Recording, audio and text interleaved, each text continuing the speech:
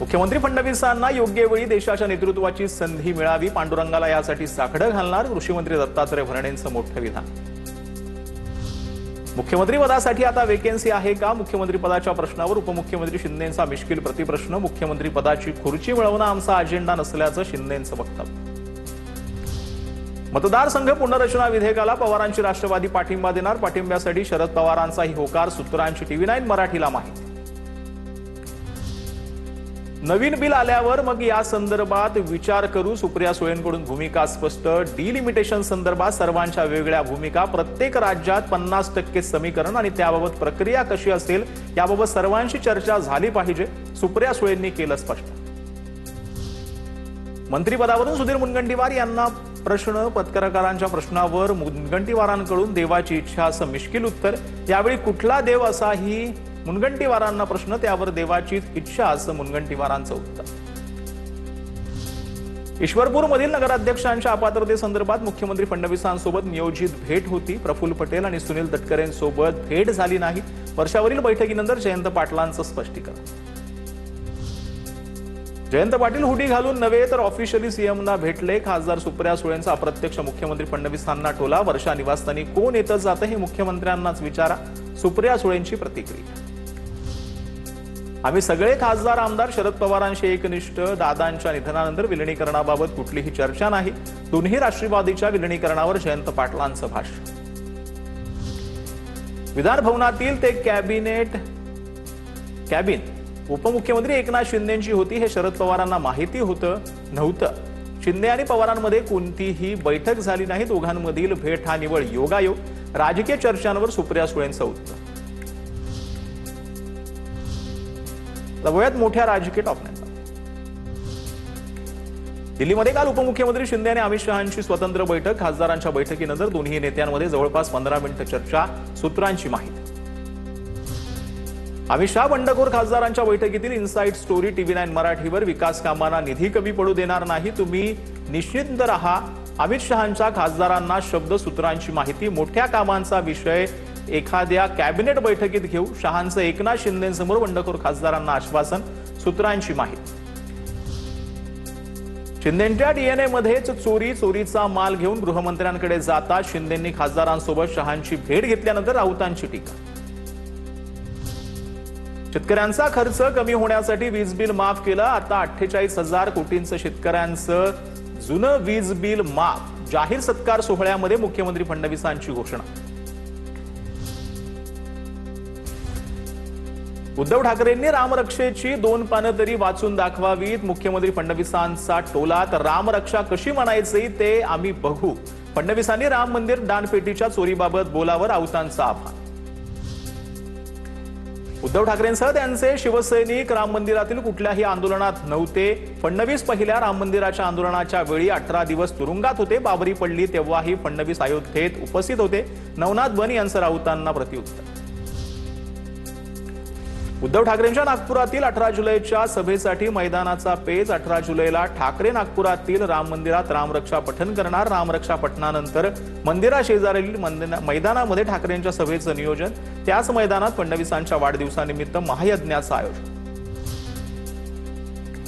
रामरक्षा पठणासाठी मुख्यमंत्री सरसंघचालकांना रीतसर निमंत्रण देणार, आमच्या पक्षानं जरी पुढाकार घेतला असला तरी सगळ्यांना निमंत्रण पाठवणार, ठाकरेंच्या शिवसेनेचे नेते अंबादास दानवेंची माहिती।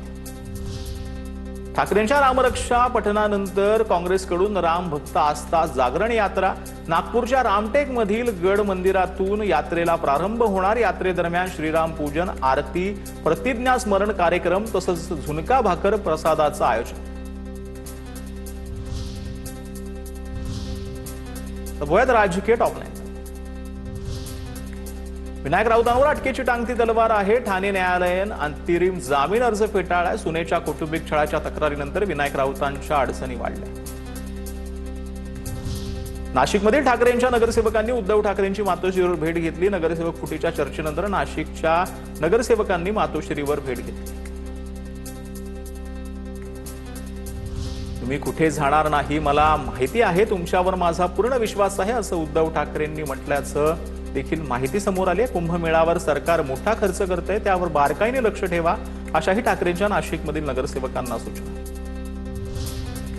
आशिष शेलारांची ठाकरेंचे आमदार भास्कर जाधवांच्या कार्यालयाला भेट. शेलारांच्या भेटीवेळी भास्कर जाधव मात्र अनुपस्थित. उपस्थितांकडून आता आशिष शेलारांचं स्वागत करण्यात आलं. जाधवांचा निरोप आला होता म्हणून गेलो. शुभेच्छा स्वीकारण्यासाठी जाधवांच्या कार्यालयात गेलो. शेलारांची प्रतिक्रिया. राज्यातील समाज कल्याण विभागाच्या अनुदानित वसतिगृहांमधील मोठा गैरव्यवहार कॅगच्या अहवालातून उघड. राज्यातील 6 गोष्ट वसतिगृहांना 4 वर्षात 1,62,00,000 रुपयांचं अनुदान. जालन्यातील मोदीखाना वसतिगृह प्रत्यक्षात कुलूप बंद. नोंदीत मात्र 38 विद्यार्थी वास्तव्यास. कॅगनं दिलेला अहवाल हा 2022 ते 2023 दरम्यानचा. प्रधान सचिवांना चौकशी करण्याचे आदेश दिलेत. वसतिगृहांमधील घोटाळ्यासंदर्भातील अहवालावर मंत्री संजय शिरसाटांचं स्पष्टीकरण. पंतप्रधान ग्राम सडक योजनेच्या बैठकीत नारायण राणे अधिकाऱ्यांवर भडकले. जनतेचे पैसे वाया घालवायचे आहेत का? जनतेची आम्ही मतं घेतो, मग त्यांची कामं करायला नको का? नारायण राणेंकडून नाराजी व्यक्त.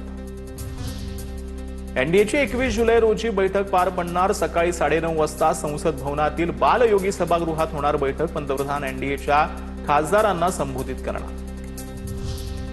अजित पवारांची जयंती आता शासकीय स्तरावर साजरी केली जाणार. राज्य शासनाकडून शासकीय आदेश जारी. 22 जुलैला अजित पवारांची जयंती साजरी केली जाणार. अजित पवारांच्या प्रतिमेस शासकीय कार्यालयामध्ये पुष्पहार अर्पण केला जाणार. पिंपरी चिंचवडच्या मोशी कचरा डेपो इमारत दुर्घटने प्रकरणामध्ये 2 अधिकाऱ्यांवर निलंबनाची कारवाई. पर्यावरण विभागाचे प्रमुख संजय कुलकर्णींसह कार्यकारी अभियंता योगेश आल्लाट निलंबित. IRCTC नवीन वेबसाईट लॉन्च. तिकीट बुकिंग अधिक सुलभ आणि वेगवान होणार. प्रवाशांच्या सोयीसाठी नवीन आणि अपग्रेड केलेली वेबसाईट लॉन्च. जुन्या प्रणालीच्या तुलनेमध्ये आता प्रति मिनिट 1.5 लाखाहून अधिक तिकीट बुक करता येणार. पुण्यातील पासपोर्ट ऑफिसला बॉम्बनं उडवण्याची धमकी. पाषाण भागामध्ये असलेल्या पासपोर्ट ऑफिसला धमकीचा मेल. बॉम्ब शोधक पथकाकडून ऑफिसची पाहणी. पाऊस थांबल्यानं मराठवाड्यात दुबार पेरणीचं संकट. राज्यात आतापर्यंत 81,32,491 हेक्टर क्षेत्रावर 56% खरीप पेरण्या पूर्ण. अमरावती विभागात सर्वाधिक 76%, तर कोकण विभागात केवळ 8% पेरण्या.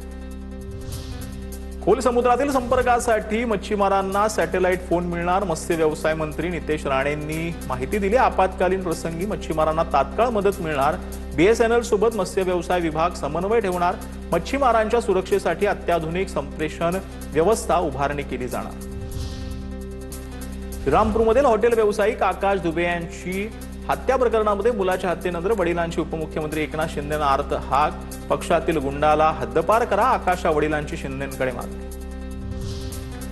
नाशिकातील इगतपुरी पर्यटक मारहाण प्रकरणातील सर्व 9 आरोपींना 18 तारखेपर्यंत पोलीस कोठडी. भावली धरण परिसरामध्ये पर्यटकावर केलेला हल्ला. इगतपुरी पर्यटक हल्ला प्रकरणातील आरोपींची पोलिसांनी काढली थिंड.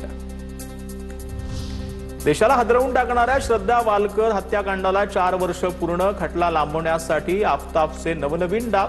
श्रद्धाच्या कुटुंबाला न्यायाची प्रतीक्षा. या प्रकरणात आतापर्यंत तब्बल 215हून अधिक सुनावण्या. अद्याप पुरावे सादर करण्याची प्रक्रिया सुरू.